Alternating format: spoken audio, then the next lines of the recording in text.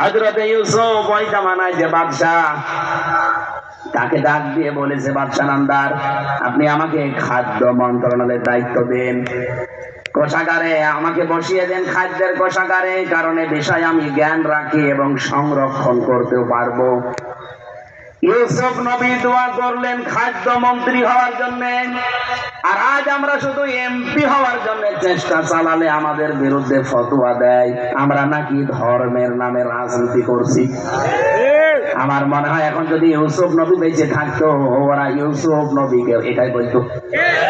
বলেন, সুলাইমান নবীর দোয়া দেখেন, সূরা সুআদের 35 নম্বর আয়াতে উনি দোয়া করেছিলেন। আর আমরা এখন তাদের উত্তরসূরি হয়ে দাবি করে আল উলামা ওয়ারাসাতুল আম্বিয়া, আলেমরা নবীর ওয়ারিস। নবীদের ওয়ারিস বলা হয়, নবীর না। আল উলামা ওয়ারাসাতুল আম্বিয়া, নবীর বহুবচন। বলেন বলেন, আলেমরা শুধু মুহাম্মদুর রাসূলুল্লাহর ওয়ারিস না, যত নবী আল্লাহ পাঠিয়েছেন সব নবীর ওয়ারিস। কথা বোঝা লাগবে, শুধুমাত্র মুহাম্মদুর রাসূলুল্লাহর ওয়ারিস আমরা না, যত নবী আল্লাহ পাঠিয়েছেন লক্ষাধিক, সব নবীর ওয়ারিস আমরা। যারা আলেম তারা আজ দোয়া পড়ে কিসের? ঘুমানোর দোয়া পড়ে আল্লাহুম্মা বিইসমিকা মুদওয়াহিয়া, মসজিদে ঢোকার দোয়া পড়ে আল্লাহুম্মা আফতাহ লি আবওয়াবা রাহমাতিক, টয়লেটে যাওয়ার দোয়া পড়ে আল্লাহুম্মা ইন্নী আউযু বিকা মিনাল খুবুসি ওয়াল খাবাইস। অথচ বিশ্ব নবী থেকে শুরু করে যত নবী দোয়া দেখেছেন, হযরত সুলাইমান দোয়া করলেন, ক্বালা রাব্বিগফিরলি ওয়া হাবলি মুলকান লা ইয়ানবাগি লিআহাদিন মিন বাদি ইন্নাকা আনতাল ওয়াহ্হাব।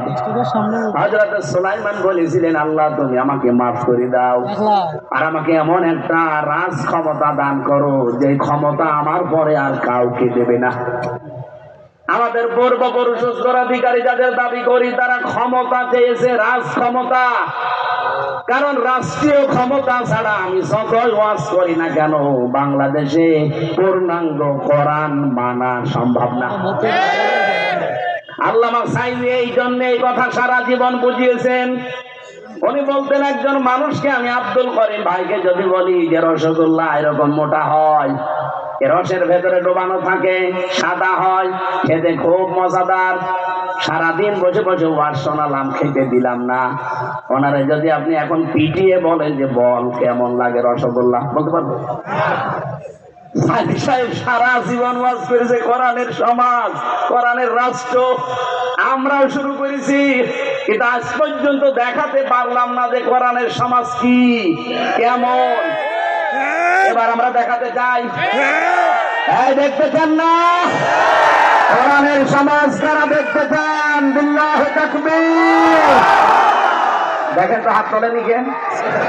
দেখেন, হ্যাঁ ঠিক আছে, আলহামদুলিল্লাহ।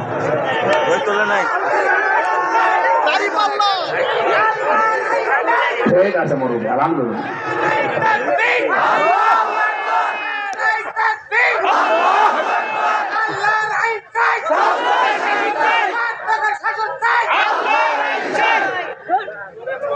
আমার মনে হয় 64 জেলায় যতগুলো থানায় গেলাম, 630টা থানা, কম বেশি প্রায় জায়গায় আমার যাওয়া শেষ। আর এরকমই মানুষ হয়। কালকে এর থেকে ডবল মানুষ হয়েছে মাগুরায়, জেলা মাগুরা।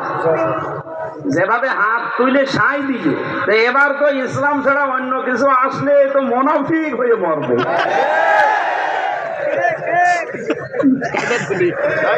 একটা হাদিস পড়ছিলাম, নবীজি বলে, যেখানে কোরআন নেই, কোরআনের বিধান চলে না, কোন মানুষ যদি সেখানে যায়, আদাল্লাহুল্লাহ, আদাল্লাহ ইউদিল্লু বাবে ইফআল থেকে এসেছে।